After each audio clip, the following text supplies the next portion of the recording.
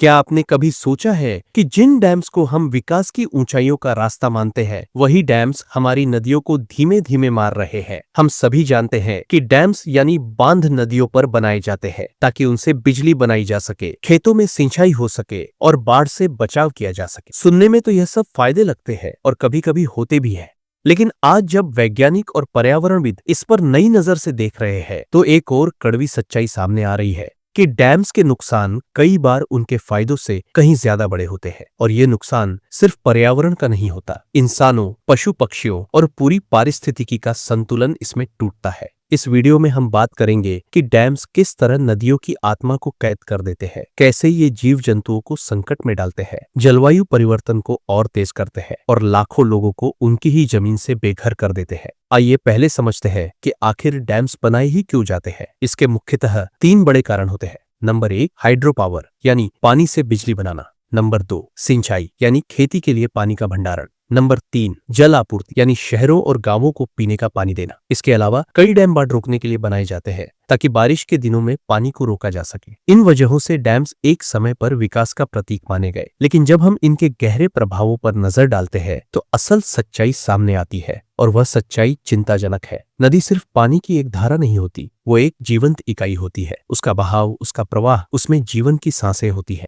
जब नदी बहती है तो वह अपने साथ मिट्टी, पोषक तत्व और खनिज लेकर चलती है, जो रास्ते में पड़ने वाली जमीन को उपजाऊ बनाते हैं। लेकिन जब एक डैम इस प्रवाह को रोक देता है तो पूरा तंत्र गड़बड़ा जाता है। जहां नदी समुद्र से मिलती है, धीरे धीरे सूखने लगता है, पोषक तत्व बह नहीं पाते, जिससे खेतों की मिट्टी बंजर होने लगती है, मछलियों का प्रवास रुक जाता है और कई बार समुद्री जीवन भी प्रभावित होने लगता है। नदी की आत्मा जैसे कैद हो जाती है। नदियों में रहने वाले जीव जैसे मछलियां, मेंढक, कछुए और डॉल्फिन अपने जीवन चक्र में नदी के बहाव के साथ ऊपर नीचे आते जाते हैं, लेकिन जब डैम बन जाता है तो यह रास्ता उनके लिए बंद हो जाता है। उदाहरण के लिए भारत की गंगा नदी में पाई जाने वाली डॉल्फिन, जो पहले पूरे बहाव में स्वतंत्र रूप से घूमती थी, अब डैम्स के कारण छोटे छोटे टुकड़ों में सीमित हो गई है। चीन की यांगजी नदी में तो हालात और भी खराब है। वहां डैम्स की वजह से करीब 70% मछलियों की प्रजातियां विलुप्त हो चुकी है। हम अक्सर सोचते हैं कि डैम से बनने वाली बिजली ग्रीन होती है, यानी पर्यावरण के लिए सुरक्षित, लेकिन ये पूरी सच्चाई नहीं है। डैम्स के पीछे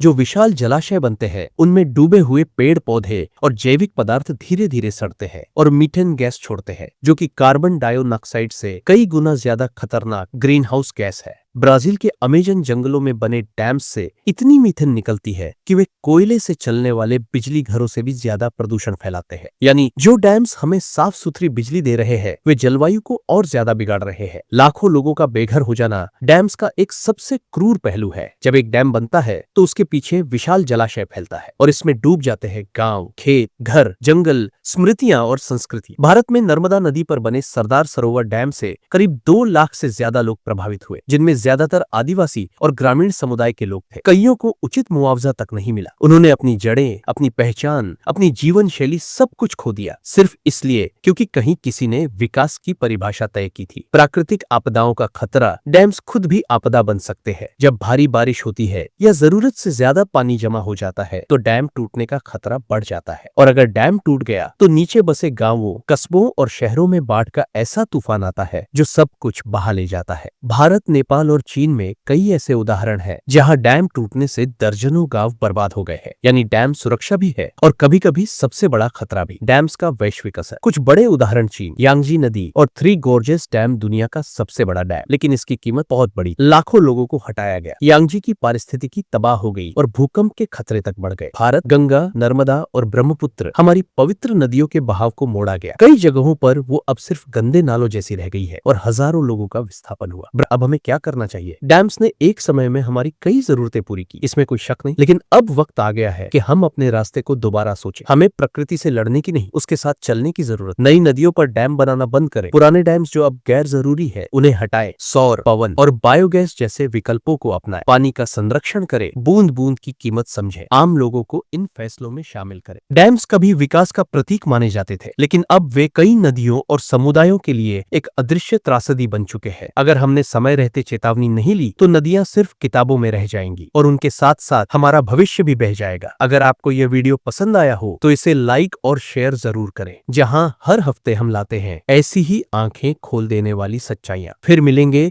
एक नए रहस्य के साथ, तब तक के लिए अलविदा।